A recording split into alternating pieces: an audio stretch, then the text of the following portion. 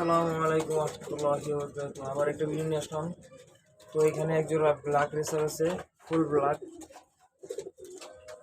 এই যে এটা হচ্ছে নর, আর এই যে এটা হচ্ছে মাদি। এই মাদির চোখ। কবুতরটা ধরছি তো, কবুতর ধরা হয় না, এই জন্য হাঁপায় গেছে।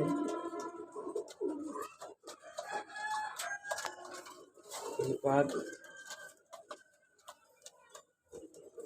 Balance balance balance